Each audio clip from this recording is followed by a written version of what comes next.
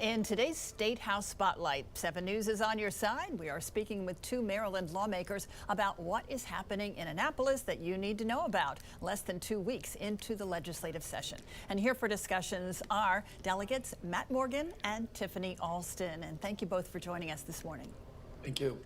Thank you for having us. Well, legislation to ban immigration enforcement agreements between local and federal authorities is making its way through the state legislature. These so-called 287G agreements, they're really partnerships between local and federal police. So what are your thoughts, Delegate Morgan, on this? Should local authorities cooperate with ICE? Absolutely. In my opinion, they should. And I think putting these agreements and this bill disallows any type of memorandum of understanding between local law enforcement and ICE. And I just personally don't see how this makes our citizens any safer to have criminal illegal aliens that are in local custody, maybe on a secondary charge, not turned over to ICE. We've polled this numerous times in the state of Maryland, and overwhelmingly the majority of Maryland agrees with our opinion, but somehow Annapolis does not. So it looks like they're going to move forward with this bill, and I think that's bad for the safety of our citizens. And Delegate Alston, do you agree with Delegate Morgan? I normally find lots of agreements with my good colleague. On this one, I don't agree. You know, I believe that our Maryland law enforcement officers need to be focused on protecting the citizens of Maryland by doing community-oriented policing and not trying to enforce federal mandates. You know, our federal ICE office has a budget that's larger than the entire state of Maryland. They have plenty of resources in order to do enforcement. And in many cases, our local prisons and jails, actually do call ICE and when they have someone, and they're allowed to pick them up. But what the ban does is it says that we're not going to participate in task force, we're not going to participate in organized agreements, but if they have someone with a qualifying crime, many of our correctional officers are making those calls, and ICE is able to come and pick them up.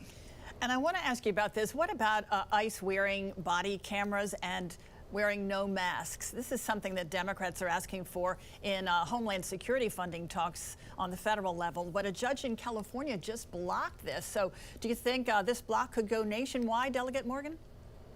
I hope so. Look, I don't like seeing police wearing masks, period. But I understand this is more of a, because of the times that we live in, these officers, when they're picking up some high-profile narco-terrorists or other criminals, they're wearing masks for their protection, so they're not being doxxed. And to me, I have a hard time explaining to their spouses, their children of these officers, why they should be targeted for retaliation. They're really covering themselves to protect themselves and their family.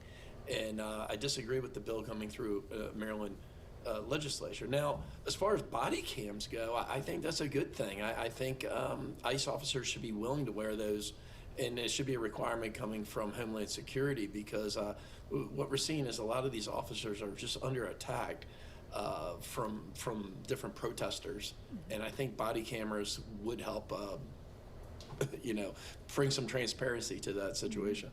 And Delegate Alston, what do you say about body cameras and masks on ICE agents?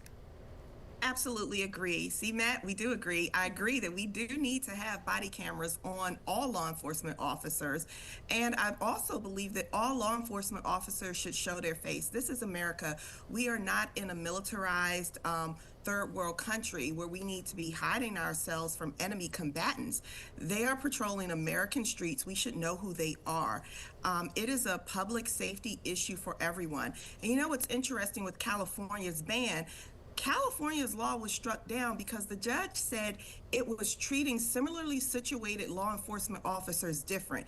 In Maryland, our law will apply all across the board, whether you're a city police officer, a county police officer, state trooper, or ICE agent. Everyone is going to have to follow the same exact policy. So I have faith and confidence that our courts here in Maryland will uphold this regulation, because it is about public safety, and it is about making sure that all of our citizens are safe. We cannot have what happened in Minnesota happen in Maryland, where we saw a citizen of the United States exercising his Second Amendment right be shot down in the street. We will not allow that to happen in Maryland. So people need to show their faces and wear body cameras. All right.